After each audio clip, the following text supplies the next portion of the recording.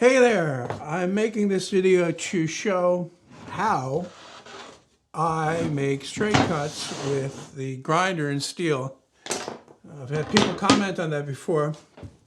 First thing I need to talk about is some realities of this. And the first and foremost and most important is that I have a lot of experience using a grinder.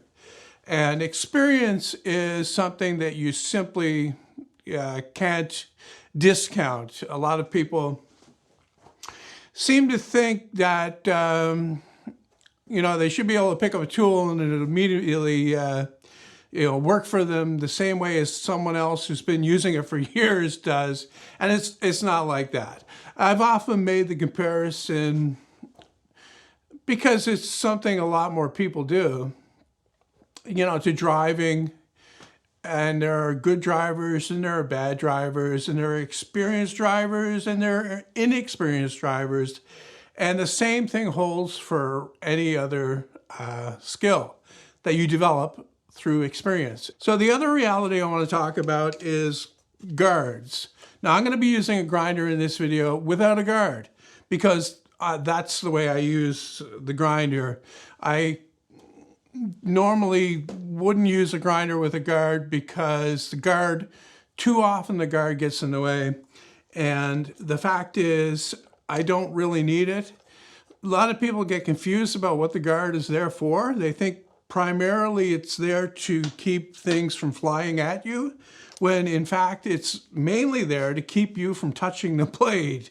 You're holding the tool back here and the blade is spinning out here. Your fingers are close to that. That's what the guard is supposed to be there for. As a side benefit, it also will keep debris flying back at you. But any cutting operation with any circular disc will throw the majority of the cutting like straight off the disc, where it's a tangent to where it exits the material. So if you're cutting through a thin piece of steel, it's going to be throwing the majority of that steel down through the bottom. Reality number 3, I'm going to be using a zip cut blade. That's what these are called. This is a thin cutting blade for steel. And this thing here is about 1/32 of an inch thick, probably a little bit thicker than that. But the key to this cutting blade is that it's fiber reinforced. I'll put a picture on the screen showing the mesh that's in there, and that holds this disc together.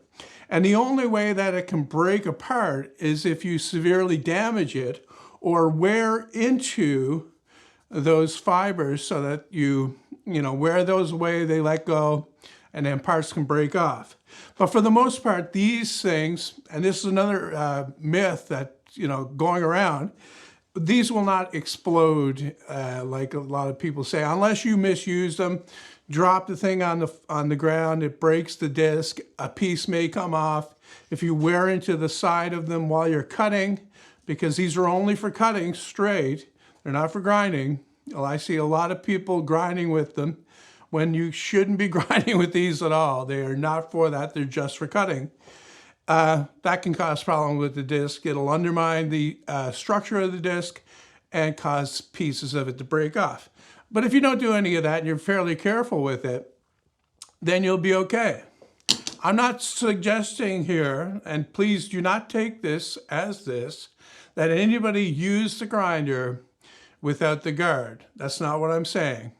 I'm saying I use the grinder without the guard because I'm comfortable doing it like that. I'm confident that the disc will not shatter, and I'm also confident that I won't touch the disc. I've touched the discs a few times while making cuts, and it's not fun, and it leaves a memory with you. So you don't want to do that again, so I'm very careful using the tool not to touch the disc. Next reality, or reality number 4, is that I'm not using a side handle with the grinder. Side handles and cutting straight don't go together unless it's something that you can get used to with a lot of practice. It's like anything else. You can get good at something using it in the less optimal way and still get good results. I don't have a side handle on my grinder. I never have a side handle. A side handle, in my opinion, is only handy if you're grinding a surface. Like if you've got a big cup wheel on here that has a lot of mass and you're grinding the surface of a piece of steel or a concrete floor or something like that, then you can hold your grinder like this and the handle like this and you're fine. But it's not, in my opinion, it's not good for making straight cuts. So I've got my grinder here. It's a plug-in one. When you want to make a long cut, it's not worth it to use a battery-powered grinder. First of all, they turn a lot slower than the plug-in type ones or corded. And the faster the disc spins, the more efficiently it will cut. So I've got my line drawn for the length of the piece, and I'm going to flip it over and I'm going to support it on my table here. And I'll talk about, say, reality number 5, and that's clamping things down. You don't always have to clamp things down. If it's small, yes, it should be clamped down, but something like this, that has this much mass, this is a heavy piece of steel, it's very unlikely that this this cutting disc can grab it with enough force to move it to, you know, fling it at you type thing.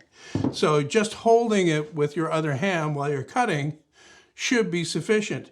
Now in the meantime, it doesn't hurt to clamp it down, but again, I'm not going to be doing that here. Okay, I'm all set up and ready to cut. I'm going to be holding the grinder like this. I'm going to be using one hand to hold it. I'm holding it tight, but I'm not holding it too tight that it's, you know, I can't let the cut guide the blade. That's half of what it is to cut straight. Letting the grinder follow the line that you're making and not pushing it over to one side or the other, and holding it with two hands too rigidly. Better to start your cut and then let the blade follow it.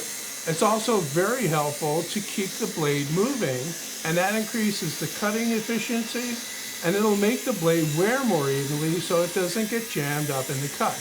I've noticed that if you keep the blade in one position without rocking it like I'm doing here, it can bind up in the cut.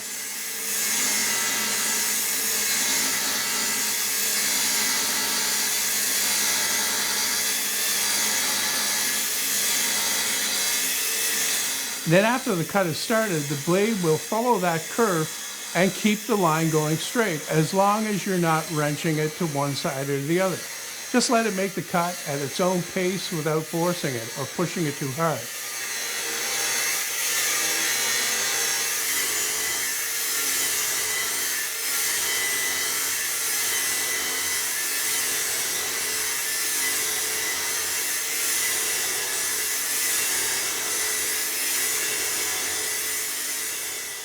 All right, I finished that first cut, which is the long one. I'm going to check out how straight it is. Even though this doesn't have to be perfectly straight for this, it helps.